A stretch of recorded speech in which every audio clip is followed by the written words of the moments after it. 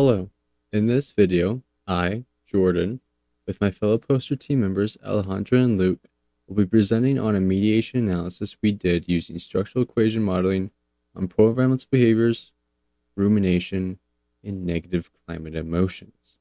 First, some background information.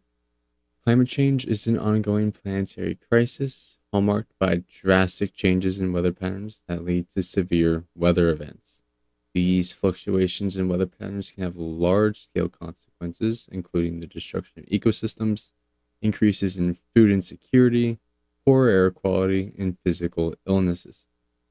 As more people face the threats of a changing climate, concerns surrounding climate change can cause people to feel negative emotions such as anger, anxiety, guilt, and sadness. These negative emotions may have the potential to spur people to action, while for others, these negative thoughts may compound into rumination. Rumination is a maladaptive emotional regulation strategy characterized by repetitive thought patterns, typically of negative variety, such as depression, anxiety, or distress.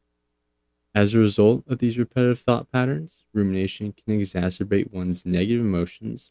However, it may also have the potential to encourage proactive responses. In our study, we aim to analyze whether rumination plays an important role in the relation between negative emotions related to climate change and one's ability to engage in pro-environmental behaviors. Additionally, we look to examine whether rumination serves as a mediator that explains negative emotions' capacity to predict pro-environmental behaviors. For the methods section, we have participants, where there was 1,000 participants remaining after filtering out for multivariate outliers. The participants were surveyed on the site Prolific, and their ages ranged from 18 to 93 years old. For gender, there were 479 males, 515 females, and 5 non-binary, and 1 that chose not to respond. For the procedure, participants completed the survey online and took approximately 5 minutes to complete and received $1.40 upon completion. For the data analysis, we used the R package Lavon with a maximum likelihood and bootstrapped for 1,000 times to account for standard errors. In addition to that, we also had measures that were adopted from the Kovacs dataset. These measures included negative climate emotions, rumination, and pro-environmental behaviors. So starting off with negative climate emotions, we measured emotions such as being sad, anxious, angry, and guilty. We asked participants, does climate change make you feel any of the following emotions? And we used a scale ranging from not at all, 0, to a great deal, 100, to rate these emotions that they feel about climate change. For rumination, we asked a select amount of questions that focus on what people thought about climate change and how often they thought about it. And we utilized a 5-point scale ranging from not at all, 1, to 5, a great deal, to measure this. For pro-environmental behaviors, we had questions such as that involved private actions and low and high threshold engagement in activism. So for these questions, they were rated on a 4-point scale ranging from hardly ever, 1, to very often, 4.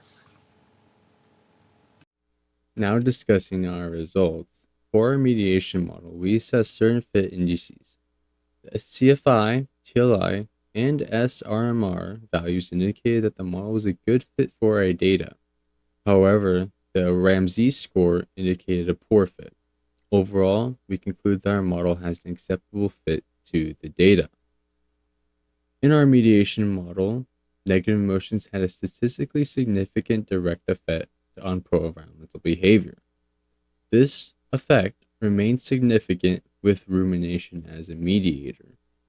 Additionally, there was an indirect effect of negative emotions on pro-environmental behavior, which was also statistically significant. Therefore, our results show that rumination acts as a partial mediator between negative climate emotions and pro-environmental behaviors. Implications, we find that experiencing certain negative emotions can predict and lead to pro-environmental behaviors, and additionally, our study shows that rumination does exhibit partial mediation of the capacity of negative emotions to predict pro-environmental behavior.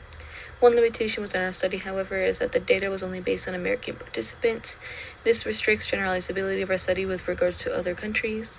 And another limitation that was present was lack of data from other high-emitting countries aside from the United States.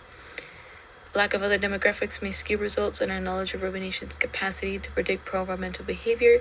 And finally, the cross-sectional design of our study limits our ability to make causal claims that the relation between the variables of rumination, negative emotions, and pro-environmental behaviors.